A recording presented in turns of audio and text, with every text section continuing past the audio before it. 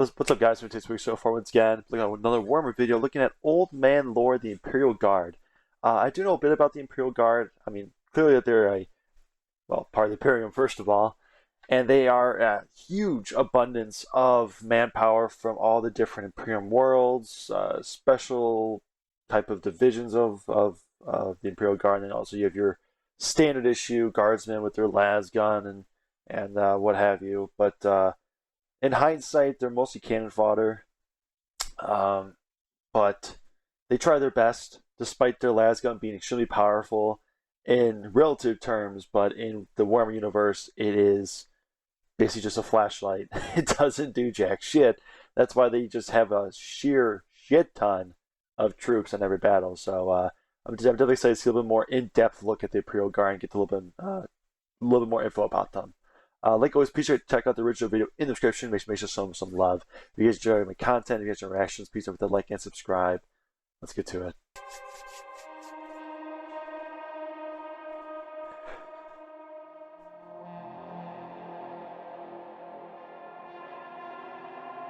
Imperial Guard, baby. The backbone of the Imperium. Or as what we all say, the can fodder of the Imperium. I mean, I'm not wrong though, right? I mean, they give them literally just like laser guns, las guns, obviously, but I'm just making fun of them because they suck. They're weak as shit. Remember most about the Battle of Flashlights was the confusion and the colossal scale of death. We fought like heroes, like each building that had even one guardsman inside was a fortress against the enemy. Every soldier fighting in the basement or under the stairs stood his ground alone and accomplished the task on his own. But as in city fighting, each soldier has to be his own general. He needs to be given the correct guidance and the trust of his officers. On Vogan, we had neither. And how we survived.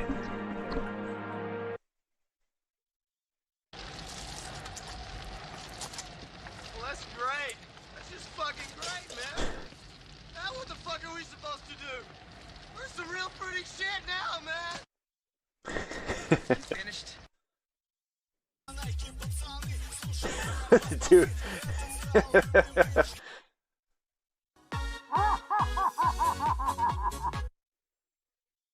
That sounds like a you problem.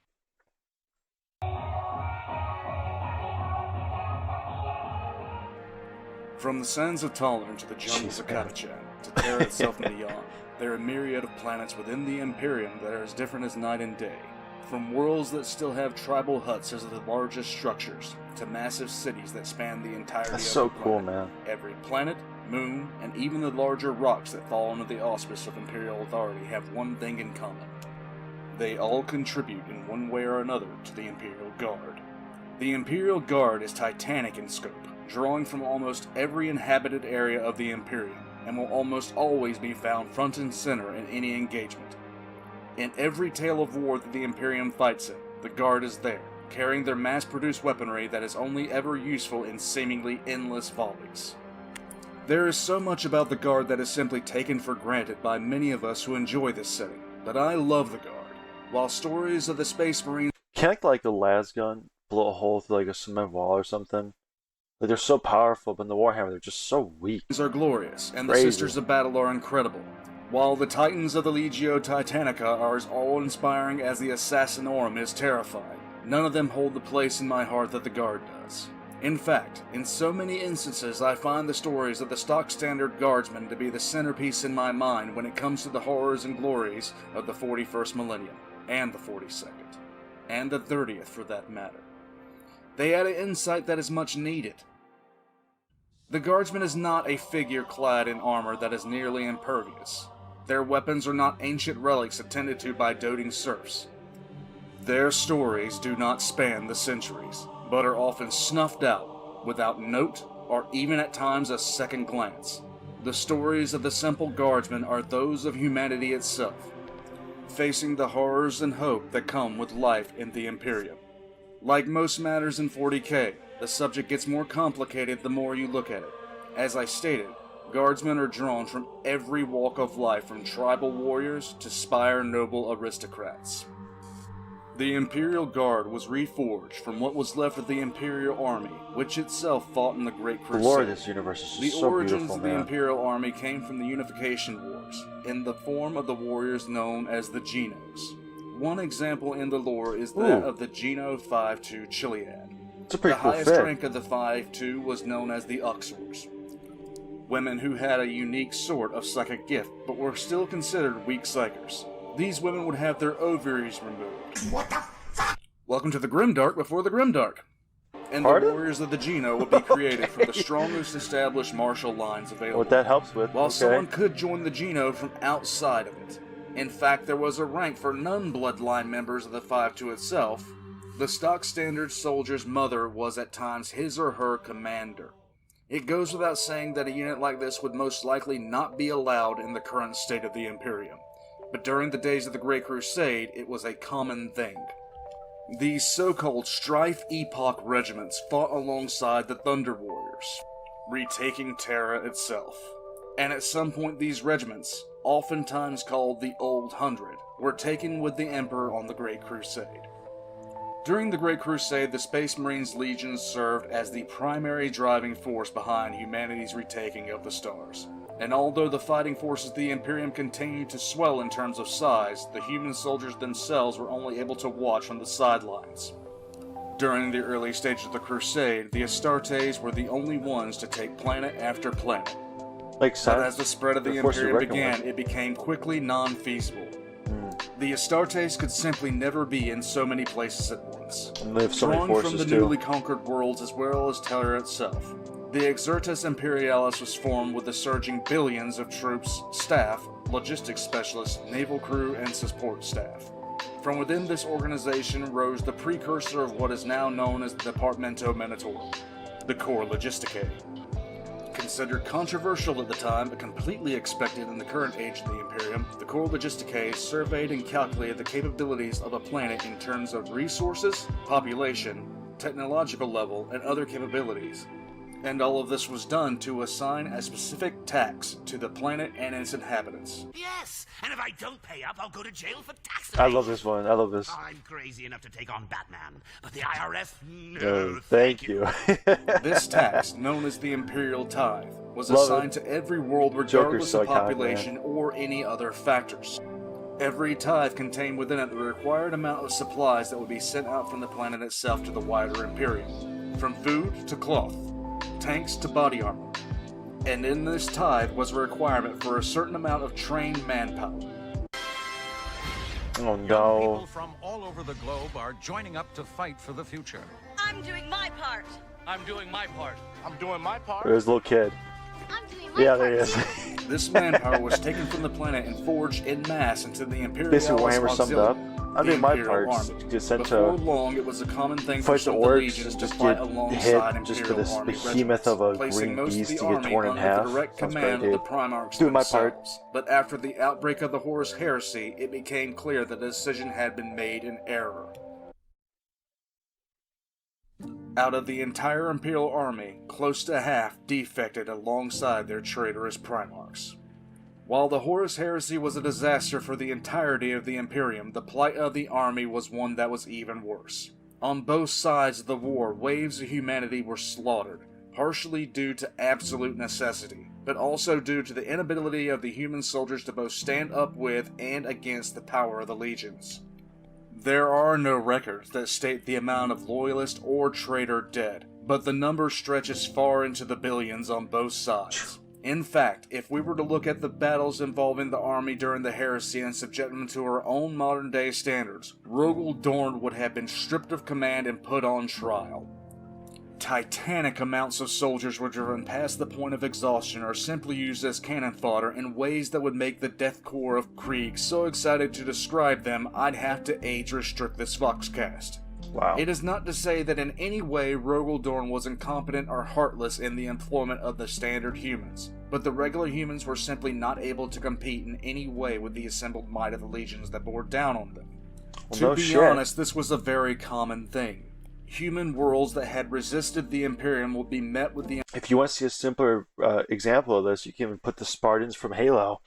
You know, I mean, those are just genetically, augmented humans. You know, even Spartan 4s, Spartan 3s, some of the weaker versions of Spartans would beat the piss out of a normal person. You know, 15 versus 1, I'll take a Spartan. You know, and a Space Marine and what they go against is far more powerful than a Spartan, obviously. So of course their average person has no chance, especially when their weaponry sucks. They got no chance. The employment of the They have Space no Marines. chance in It hell. was a rare world indeed whose That's why they throw soldiers so many even people became a speed bump at the in end the of it. It's road of the nothing you can Great do. Crusade. This is not only a testament to the power of the Space Marine in terms of a tactical unit, but the power of the legions themselves. In the modern Imperium, the Space Marine chapter at full strength, 1,000 Space Marines, is enough to influence the outcome of any war presently going on in the Imperium. After the Horus Heresy came to an end, a change was needed, and that change was engineered by Robute Guilliman. The Imperial Army, which had contained all logistical, manpower, hardware, and fleet assets, ceased to exist as an entity. In its place arose several new organizations. One of these organizations was known as the Astra Militarum, or translated into the rough language of Low Gothic, the Imperial Guard. Robute Guilliman, as he had with the Codex Astartes, rewrote the book on how humanity's most common defenders would be organized and recruited. Instead of drawing recruits from a number of worlds into a single unit, the entirety of the remaining Imperial army was sent back to their own worlds. The armies of these planets were then reclassified as Militarum Regimentos, and then the planetary army was broken down into smaller regiments. The Lord Commander or Governor Militant of each world was placed in charge of not only defending their world, but recruiting the required tithe of newly christened Imperial Guard regiments. This had immediate benefits in the short and long term. Obviously, While it's it more would most certainly organized. take more time for a full response to be organized because of the need to draw on multiple planets to counter specific threats, it prevented any seeds of rebellion from polluting an entire formation, and often allowed the newly founded Inquisition to detect signs that not all was well on specific worlds. This splitting of forces into purely planetary-based regiments meant that certain worlds would rise to galactic prominence from the sheer quality of the regiments that were produced. And in an Imperium that consists of over 1 million inhabited worlds, there are few military men who do not know the names Mordia, Catachan, That's Talon, awesome. or Elysia. I did a video about him, man. If I'm thinking of the right guy, the guy's awesome. I doubt even the village idiot does not know the names Krieg, and the most feral of feral worlds That's dope. speaks the name Cadia with respect. One of the more drastic Love changes the that armor, happened in man. the post-heresy Imperial military is that combined arms formations were no longer allowed. What that means is that each individual regiment was largely uniform in its purpose and composition. An infantry regiment would not have access to heavy artillery. An artillery regiment would not have access to the defending shield of manpower or tanks. Mechanized units would be strictly focused towards mechanized infantry or mechanized armor, lacking the supporting elements that would truly make it a complete unit. While this does seem, and is, highly ineffective, it does come with a purpose. During the nightmare of the Horus Heresy, entire armies had simply turned traitor, purging their own ranks and bringing their full military might against loyalist forces. Wow. By segmenting the regiments into parts of a whole and breaking the chain of command into a series of interlocking regiments which join to become a fully combined arms force, the danger from the influence of chaos or simple rebellion becomes far less of a threat. In the Horus Heresy, the armies under the Primarchs held loyalty chiefly to the Primarch that led them above most any other. So when a Primarch raised their flag in rebellion, the army mostly stayed with that Primarch. In the modern Imperium, makes sense if if a they see him leader as of God, a combined so- force of guardsmen decided to turn traitor, he would have to contend with the fact that while his loyalties might be on shaky ground, only a few of his regiments might actually be willing to turn. The traitorous commander could believe himself to have the loyalty of all of his troops, only to suddenly find that the infantry regiments from a high world decided not to sign off on betraying the Emperor, and that the mechanized armor units from the Forge world had decided his head would look good on the cannon of the regimental commander's Baneblade. At that point, it doesn't matter how much artillery the commander has at his disposal. In short, it made any attempt to turn a large military force traitor a near Herculean task, as each regiment depends on the others for support and completion. While indeed more ineffective in terms of speed, The cost was deemed more than sufficient to prevent another large combined arms army and fleet from turning traitor. Makes One sense. You don't could have stuff very to worry well about. You don't need find that now every either. infantry regiment raising their flag in rebellion, only to find their positions shelled by the rather irate Krieg siege regiments who wanted to voice their opinion on the matter. I'll get you, bitch! One of the last and best changes to the structure of the Imperium's human military was in how the regiments were manned. Regiments were not organized by manpower in itself. An infantry regiment might hold 10,000 individual guardsmen, but a tank regiment might only bring to bear a few hundred. The central goal was to make each individual regiment the equal in relative power to any other regiment. This meant that a regiment of super heavy tanks might only consist of 6 to 8 of the massive war engines, and these tanks would need to be supported by regiments of infantry, and also regiments of mechanized infantry or Lehman Russ battle tank regiments. All these changes forced Imperial commanders to draw from a myriad of different worlds, with differing levels of loyalty from the barely tolerant to the outright fanatical. Combined forces would often be from separate worlds, separate systems, separate subsectors, Look at all that, man. and they may not even understand each other while speaking the same language. But one thing bound them all together. In every regiment of Imperial Guard, from the smallest specialist regiments from Agri-Worlds to the black smoke belching mechanized units of Armageddon, all the way to the trench coat wearing Kriegsmen, there is a single figure. These men and women were originally called the Discipline Masters within the Imperial Army, specialists of certain units who were extremely zealous to the principles of the Imperium. They were given the singular task of maintaining order and promoting zeal in the face of the enemies of man. They were known for being utterly pitiless, lacking even a trace of humanity in the face of maintaining the integrity of the unit. It's like a great person to have for lunch. Immediate summary executions on any who showed weakness in the face of the enemy.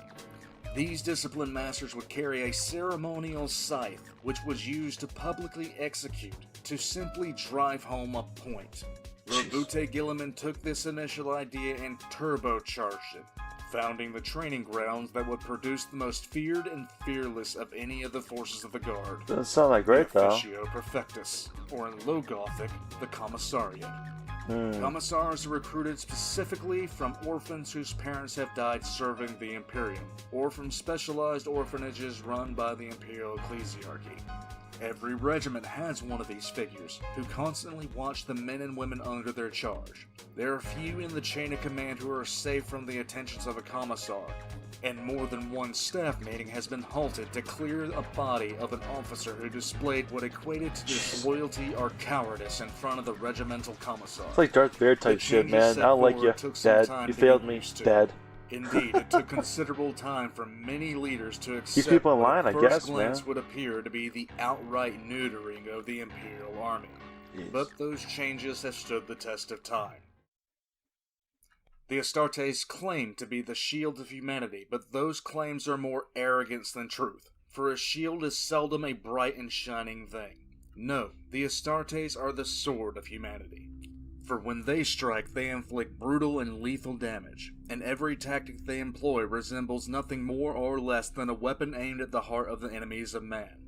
Like swords of ancient heroes, with their armor gleaming and gear maintained, they are the shining examples of not only military might, but hope through strength of arms. A shield is not a gleaming and shining symbol, nor is it something that is written about in songs and seldom is passed down in legends. A shield is there to be beaten, but not yield, to take blow after blow until the blows stop coming or the shield simply breaks.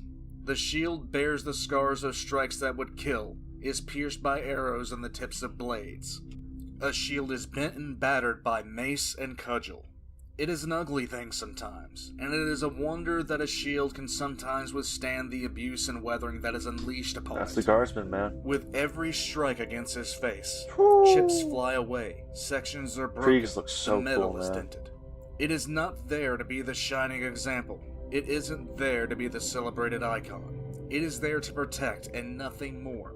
To take the abuse and continue to drive forwards, and to wear down the strength and resolve of an opponent through the sheer determination of its form.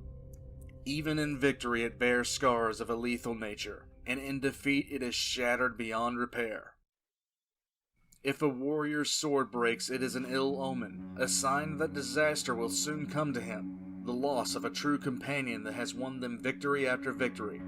If a warrior's shield breaks, or is battered too badly to be used, the warrior simply tosses it aside and finds another, rarely even glancing at the very thing that has saved his life from spear and arrow, from sword and hammer. Disposable, uncelebrated, unremembered, battered and bruised, with completely acceptable losses. No, the Adeptus Astartes are not the shield of humanity. That title belongs completely and solely to the Imperial Guard. Men and women drawn from almost every world of the Imperium in their masses, trained to stand and not break against the greatest horrors ever witnessed. Side by side, shoulder to shoulder, a shield against the... It'd be such a cool video game, dude, if you have like a 64 player like Warhammer game where like you're like a guardsman and you can drop down NPCs to increase your forces and you have to survive like Tyranid and Orc invasions. That would be so cool. That'd be so cool. The darkness. Don't know how they would do it, but man, that'd be dope is the though, guard, bro. and it is battered. Pieces are missing. There are scars that run so deep it's a wonder it still functions at all. But it persists, and it still guards humanity. But who makes up the guard? A prisoner is walked from his cell into the common yard on the planet Jubilus in the Segmentum Obscurus. He is surrounded by those that are just like him, incarcerated for crimes both petty and brutal. None of them know why they are there, but as the massive common area fills, rumors begin to fly. Normally this prisoner would be watching his back, shiv tucked in palm, but the normal mood of the prison yard is tense for a reason beyond the typical. On the central guard tower stands a figure in what appears to be an Imperial Guard uniform, standing in front of a Voxcaster. The whispers he hears says that the guardsman has been there, unmoving, for almost 2 hours. The normally loud and oftentimes violent yard is almost silent now, save for the constant whispers. A small hum of subdued feedback sounds and the yard goes silent as the grave. The prisoner slowly rolls his shiv in his palm, a pacifying, comforting measure. The guardsman speaks, his voice clipped and amplified by the Voxcaster. Jubilus, Penal Legion 772. Prepare for immediate embarkation. A man in his late 20s stands on the parade ground at attention. He has been training his body and mind for as long as he can remember, and every year since he was 16 he has come to this same training ground, hoping, waiting, praying to the Emperor that this year he gets the nod. Maybe it will be this year he gets accepted. This year, as of all the years before it, he has come with the rest of the Planetary Defense Forces to Nova Bella's sole parade ground. Please, he mentally whispers to himself as out of the corner of his eye he sees a captain of the Imperial Guard. The hopeful's eyes remain locked ahead, knowing that if the captain does not take him, he may well never get another chance. He would live out the rest of his days toiling in the fields, never knowing life outside of merely existing. As the captain moves in front of him, he feels the woman's eyes on him, studying him with her arms crossed. Her finger twitches in his direction. It takes every bit of composure he carries not to simply be in shouting and pure joy. Every thought moves to controlling his breathing as another figure moves in front of him. A strange figure, with more metal attached to his body than anyone on that training field had probably seen in a year. Eyes that weren't eyes look to the nameplate on his chest, and then the figure moves past. He's done it. He will leave this planet. He won't live and die as a farmer in this impoverished world any longer. He is now a member of the Nova Bella 7th Imperial Guard Regiment, the 2nd regiment raised in almost 20 years. I mean, it's crazy to get out, but damn, dude, I'd rather just farm and be poor than fight orcs and tyrannids, bro. 25887 walks into the foreman's office and stands at parade rest. The sound of the foundry was ear-splitting even within these walls, but it had never bothered the youth. He had been hearing it for most of his life. His first memories were the slams of the presses, forging steel into helmets and buckles. He did not look down at the foreman, a man who was beneath his contempt. He just stood silently and waited. The foreman said nothing, continuing to work with the only arm he had, before he finally took hold of a small slip of paper. The foreman's right arm came up. 25887 took it, glanced at it, and then walked out of the office. There were no words. The foreman didn't care about 25887, and 25887 despised the foreman. Everyone did. The foreman had not done his full duty. 25887 walked to the train depot in the large cavernous hive, boarding the rail car. Filling the space from front to back were men a similar age to 25887. 15, 16 years old? Did it truly matter? They rode in silence, oftentimes not even looking at each other. After an hour of the rail car moving and stopping, the final stop was reached. Everyone in the rail car moved orderly to the exit, all of them carrying the same small slip of paper that 25887 carried in his right hand. As he stepped off the rail car, he looked to his left, as most of the departing youths did, to see a figure in a trench coat.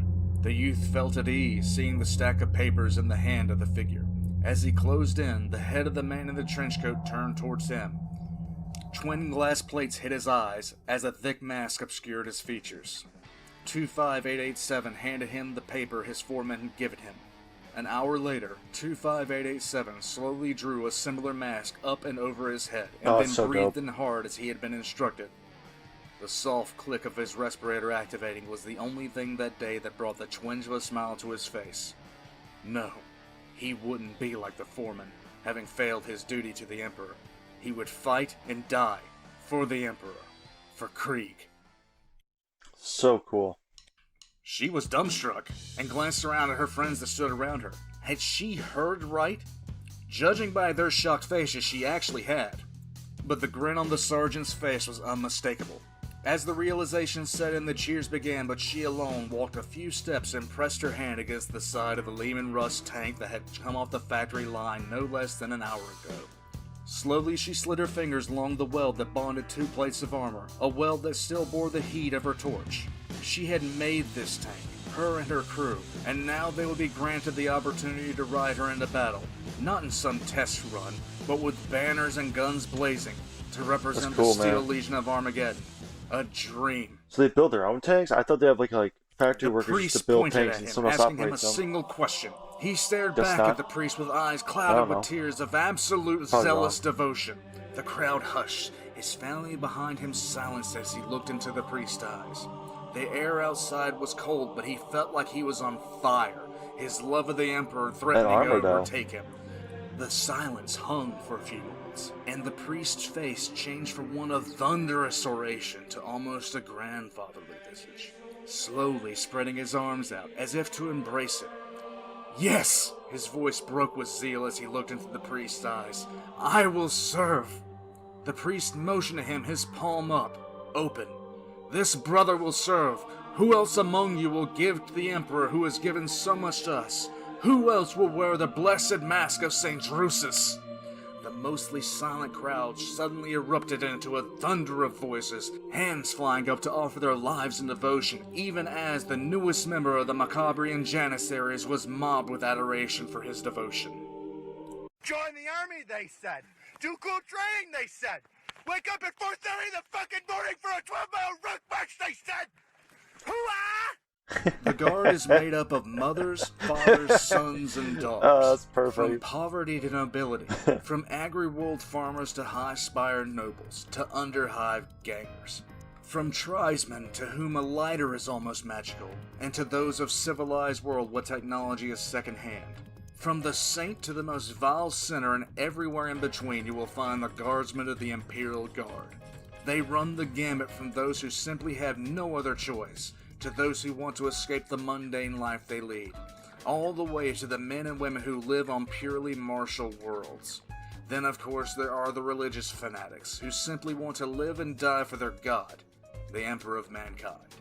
When the tithe for an Imperial world comes due, the planetary governor is tasked with supplying the Imperium with its due. You're bored, you're The tired, governor you're is crazy. also responsible not only for the defense of his Join or the her Imperial world Guard. in the form of its own planetary defense force, but they are also directly responsible for the raising of the manpower for the Imperium. That manpower takes the form of the Imperial Guard Regiment, the building block for any force the Imperium will take to war. Regiments vary in size as well as technological innovation and training, with the former and the latter largely dependent on the world on which the regiment is raised.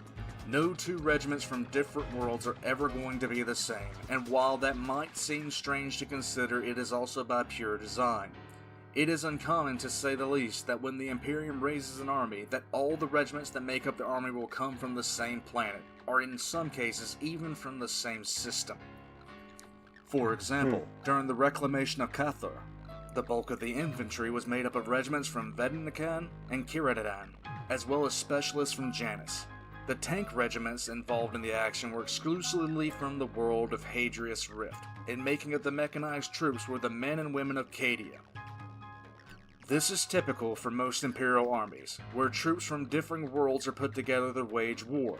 The only true outliers to this are the Death Corps of Krieg, whose world fields more regiments per capita than any other planet in the Imperium, and can often field entire armies. Imperial Guard regiments are made to interlock into armies this way, with self-contained chains of command that only join at the upper echelons of the command level. It is for this reason that if one desires to become an officer in the Imperial Guard, they must learn how to speak and write the language of High Gothic, because it is the language which every officer in the Guard uses to communicate. I mean, that makes sense, though. Low Gothic, the primary language of the Imperium as a whole, is often torn between dialects from world to world. If an Agri-worlder tried to speak with a Hive-worlder from even the same star system, they might not be able to communicate, primarily because of time, differences in meaning, slangs, and the general words they would use to describe objects. All Any English, Lord man. Commander. Jeez.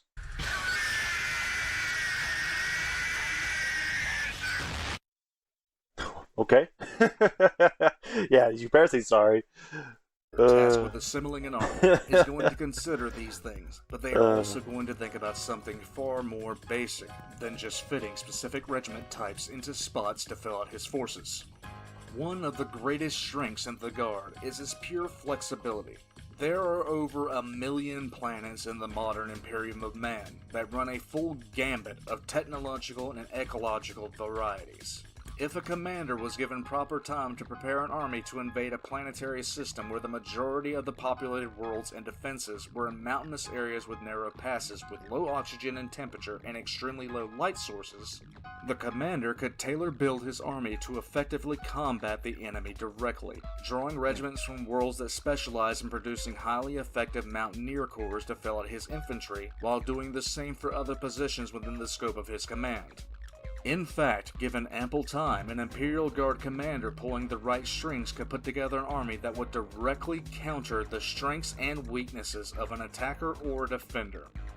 While there are a few worlds throughout the Imperium that have the capability to produce multiple types of regiments, most Imperial worlds simply focus on one.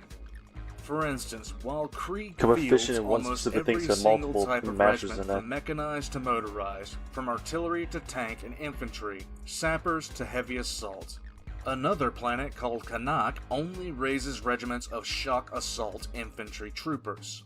This lack of standardization in terms of training, development, and regimental size is both a curse and a blessing, for while it may take a good deal of research to get the right regiments in the right positions, once they are there it can make all the difference in the world. Along the same lines is a matter of the regiment's pedigree. If you are a well-versed Imperial commander who is tasked with defending a hive that has limited points of entry and exit, and are considering the right infantry to guard said entry and exit points, with the desire that you'd find an infantry regiment known for never backing down in face of overwhelming odds and not retreating in any way, shape, or form, there's only one planet that comes to mind. I don't think anyone can even retreat. I really think about it. Because when you just get trampled, I'm just like, you go forward, you die. You go backwards, you die. So. Ahead of any others. The planet of Mordia. Ooh. The planet of Mordia produces regiments of The the uniforms are Mordian too clean Iron looking now, Guard, man. a Where's the guardsman dirt? regiment Where's that the stands where's shoulder the to scars at, shoulder man? in dress uniforms and will hold the position until the enemy is wiped out or they are. Wow. A member of the Iron Guard is so specifically trained to maintain complete discipline that the concept of even shitting without being told to push is alien to them. To give an example Why you of gotta how say it like almost that, dude? unnaturally disciplined the Iron Guard is, Ugh. they fought off a fully fledged demonic incursion into their homeworld, including the Plague Marines and Greater Demons of Nurgle, in a fashion that How? even stunned the Astartes who came to aid the planet only to find the Iron Guard routing the invaders off of it. They have an extremely well-deserved reputation for following orders to the absolute letter Wow. without complaint and holding the line against So an if you told him to enemy shoot that guy, he'll without just pull his faltering. last pistol out and just To shoot the guy defend right a in the head, hive with only basically. a few points of entry, That's what tough we're look talking no right now, further. okay? Any Lord Okay. Commander who was worth the uniform he put on will be taking these things into account. If the choice was to be between the Harakani Warhawks and an Agri-World regiment as far as which one would garrison a small town and which one would support an assault, the choice becomes apparent. This is one of the times the lack of standardization becomes a benefit to the Imperium, because while this lack of standardization allows for the mundane, it also allows for the exceptional. While there are as many differing Imperial Guard regiments as there are worlds that birth them, there are some worlds that have set themselves completely apart based purely on the regiments they produced.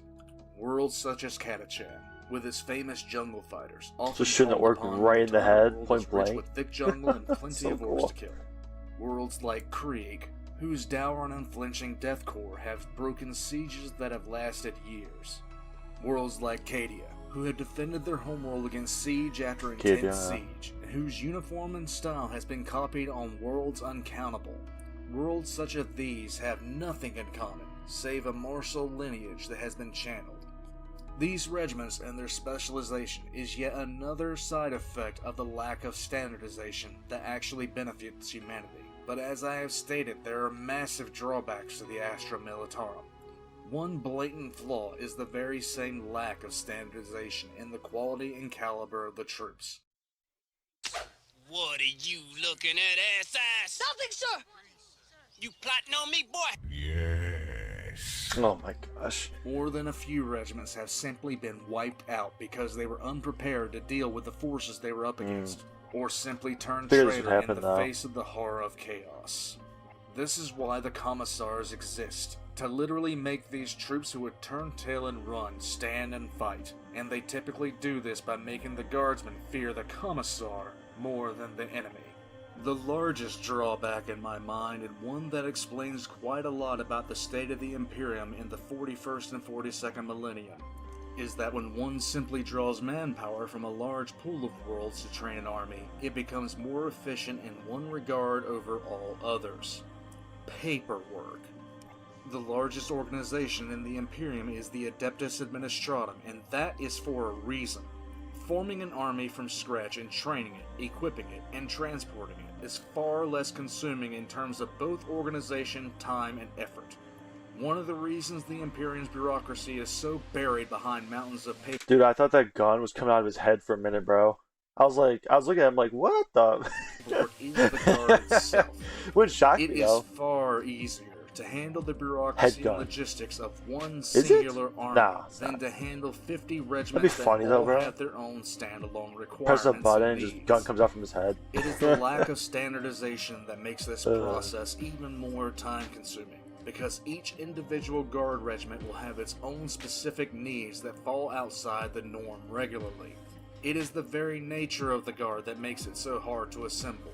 Putting together an army drawing individualized regiments from different worlds is a Herculean logistical effort, and a bureaucratic nightmare almost beyond countenance.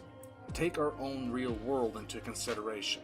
The largest office building on the planet is the Pentagon, and Yeah. that building serves the branches of the U.S. Armed Forces. It is not the only building that actually serves the needs of the soldiers, sailors, Massive Marines, building. and airmen of the United States, but it is the primary.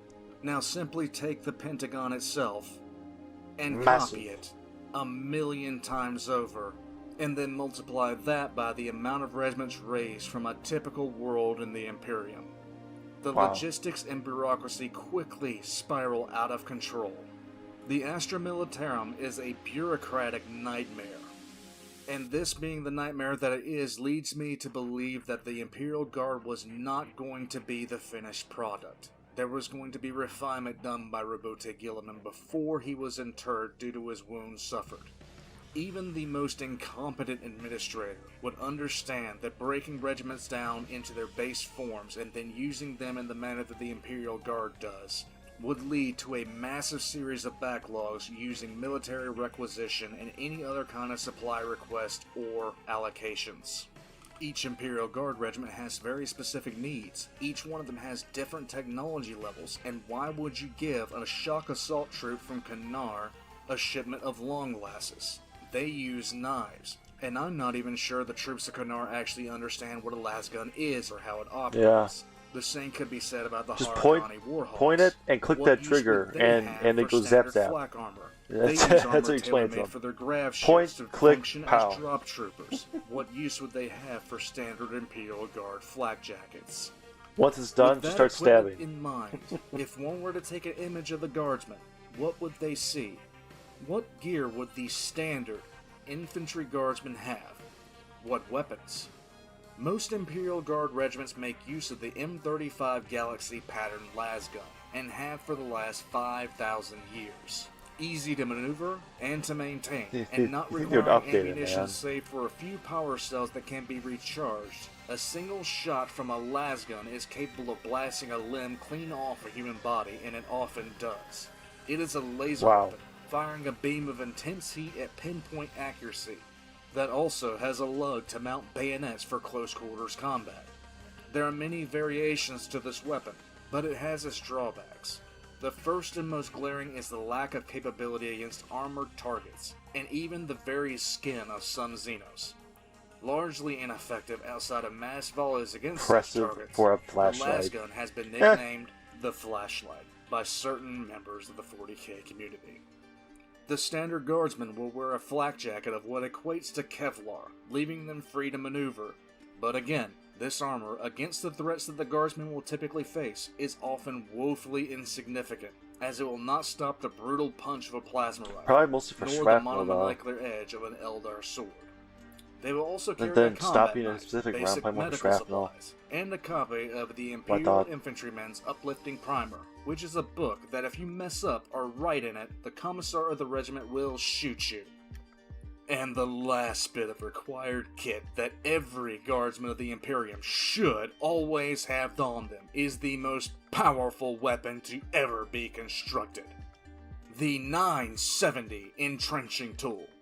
It is a collapsible shovel that you can hit someone with. Or dig a latrine. You send an orc with Or it, dude. hit It's gonna go someone great for you, and man. throw them in a latrine that you just dug. Look at it and salivate it. Just look at it! Hearing this, you'd be forgiven if you think the standard guardsman is woefully under-equipped and underprepared for the threats that even the softest Paradise World regiments will inevitably have to face. You'd be absolutely correct in this regard. The equipment of the standard infantry guardsman was chosen not for its killing power or protection, but because at the end of the day it was, and remains, the easiest way to equip large amounts of troops. A standard Imperial Guardsman is outgeared and in many cases outclassed by almost every enemy the Imperium currently faces.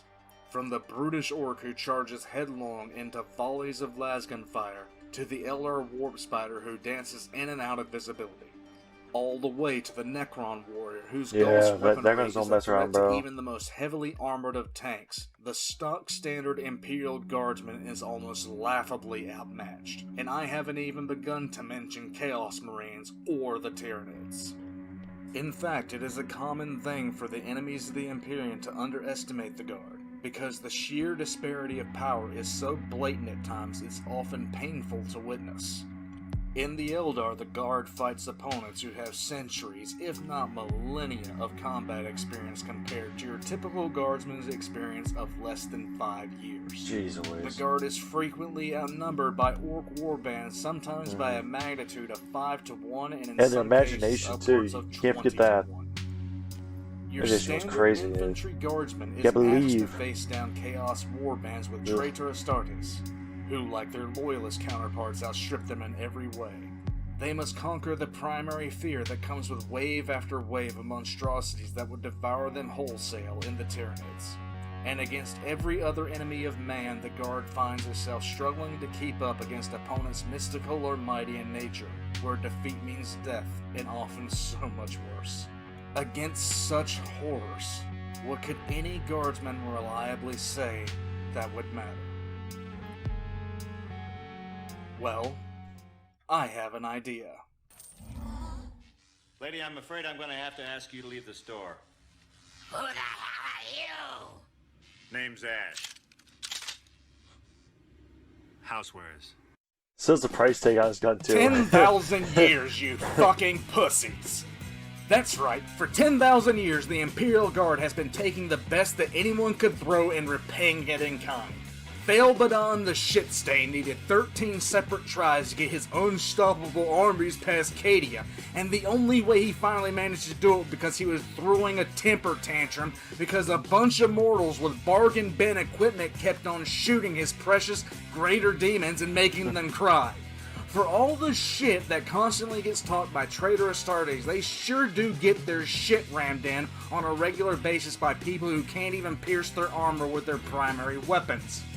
That's actually How crazy, in the dude. blue fuck do some of these assholes have this big of an Thank you, ego God. when the very military force they constantly talk shit about puts their dick in the dirt on a regular basis? Give me the Guard any day of the week against these bastards. Hell, not even the Eldar are that full of themselves because at least they know for a fact that if the Imperium ever cornered their craft worlds, they'd soon find their spirit stones being used for betting chips over cards. In fact, every enemy of man has had their face stepped on by a standard issue guardsman boot so they can piss right off. part of my They have bullshit. always failed to grasp how such a weak, easily killed, and cheaply equipped guardsman keeps Oh my holding the gosh. line. Pure, unadulterated determination. Eldrad Fixie Toothblade Pants again, can't even change my decide which mind. creature he's fucking up next with his stupid-ass visions. Abaddon doesn't even have the emotional willpower to decide if he hates Daddy or not. The Tau can't even remember what the greater good was yesterday if the greater good of today tells them to shove a corn cob up their ass. But the Guard? The Guard may be badly equipped and have piss-poor weapons, but it also has the Okay, clearest no, mission let's go. statement. No, bayonet, yes. Give me that, it's mine! And they let you know this with their pinpoint accuracy and a ridiculous amount of tanks and artillery. Find me one Eldar that has half the determination of the Krieg's Guardsmen. Find me a single Chaos Marine who has a percentage of the discipline of the Mordian Iron Guard. Find one damned orc in the galaxy who understands the words operational integrity. Find a Tau that shouldn't be exterminated. None of these things exist! What the fuck? And what's even funnier is What when I is hear people this? from other fandoms like Star Wars trying to talk shit and say the Imperial Guard wouldn't stand a chance against fucking stormtroopers. Are you shitting me? The Guard has fought against demons from their worst nightmares, orcs in their billions. Nightfear fucks. Like 10 million stormtroopers pull up.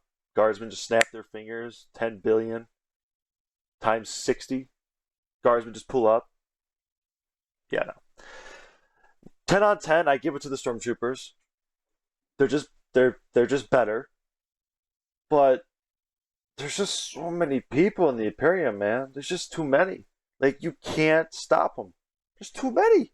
There's too many. That want to turn their skin into festive lamps and literal fucking Terminators, and they've held the line against that for 10,000 years.